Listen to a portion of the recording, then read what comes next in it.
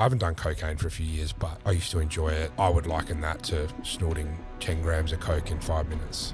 You'd probably be dead after that if you did that. Let's delve into the drinking a bit.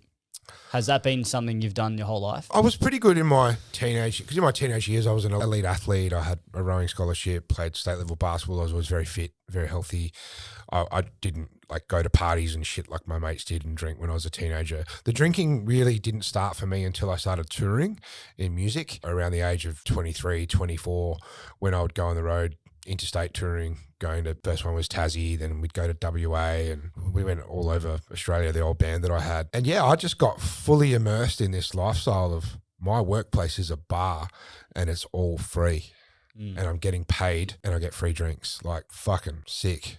And when you're 23, 24 years old and you get to experience that and you're playing 5 nights a week, traveling the country, playing the music that you love, getting paid to do it, always around alcohol, and couple that with my obsessive, addictive personality, yeah, that's probably going to be a recipe for trouble. And yeah, the drinking started there, then it just got progressively worse, and it's been an addiction, absolutely. Yeah. Still is. And I'm better at managing it. Like, I can go, like a few years ago, I did a whole year sober, which was great. I just drank non-alcoholic beer. And you've then sent me and Tom sort of similar messages. He's had a couple of voice messages back to you. You said, and we can take this out if you don't want to. No, leave it in, man. You said, I really need to stop drinking for a while, thinking of maybe heading to a rehab facility. The mania from winning all this money is honestly insane. Drinking really doesn't help that, of course. Seriously considering stopping betting after the current cycle of multis finishes in October. I need to improve how I control and handle my emotions with all this. What do you think about that? Yeah, I remember sending that. That was... Were you drunk?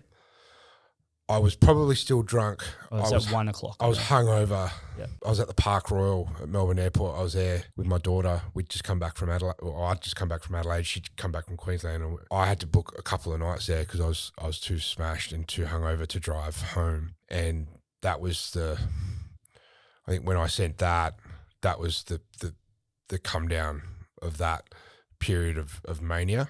I know we haven't discussed this, but a few years ago I got diagnosed with bipolar type 2 disorder. So for those who don't know what bipolar is, it's highs and lows, depression, mania, and you just bounce around with your mood and your emotions and all that sort of stuff. I'm better at managing the mania side of things now than what I ever used to be, because I've had a lot of treatment over the years, psychiatrists, psychologists, counsellors, personal development courses, match betting courses, all that sort of stuff, which has really helped.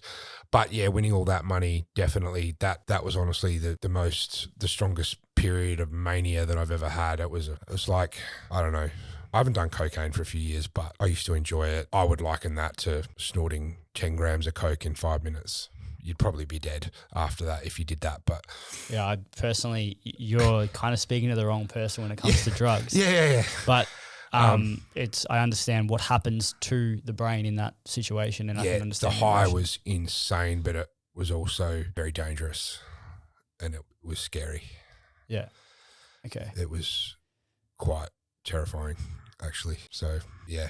So Mike's story is very interesting. He actually went very deep into some personal stories. You can watch the whole podcast here, or if you want to watch other member podcasts, just click here as well.